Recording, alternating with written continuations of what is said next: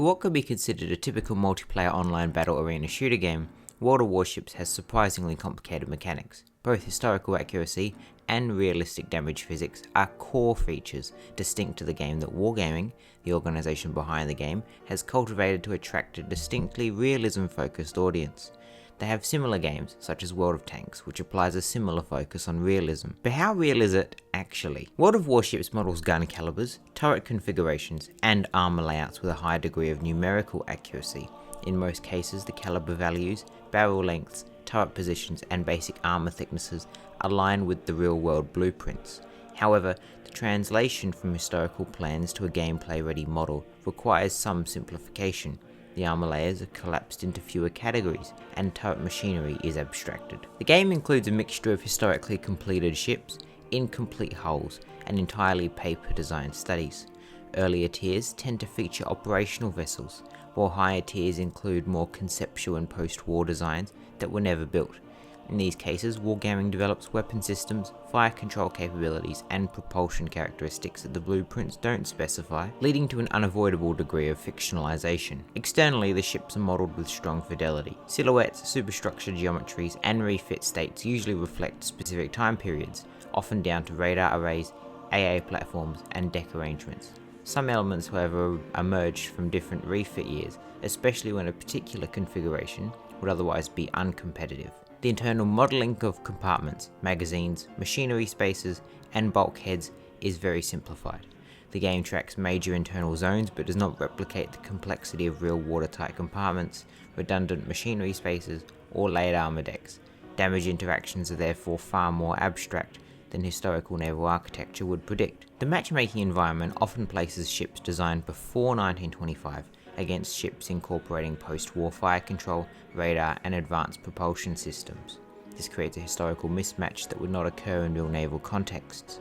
The technological gap between an interwar battleship and a 1950s destroyer is substantial, particularly in detection, damage control, rate of fire, and mechanical reliability. The tier structure compresses approximately 60 years of naval development into 11 now, brackets, resulting in situations where the early 20th century dreadnoughts fight mid-century guided fire control cruisers. Advanced radar suites, welded hull construction, supercharged engines, and post-war AA systems are all present in the higher tiers, regardless of national line.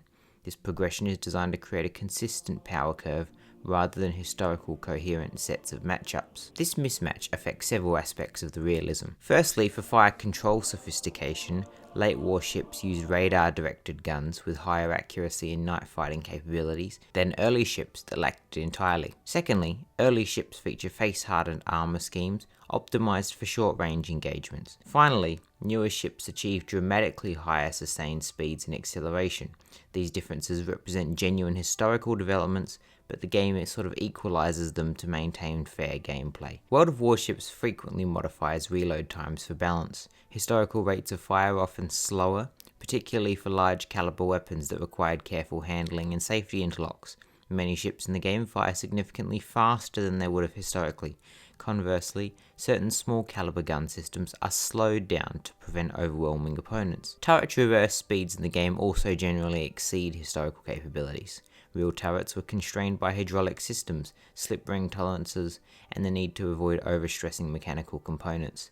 In-game values are adjusted so that the ships remain responsive to the dynamic combat environment, even though real turrets, especially on older ships, often traversed very slowly and required careful alignment before firing. It's also not like I could change who's captaining my ship and all of a sudden it can turn 15% faster. The game does not model historical fire control systems directly.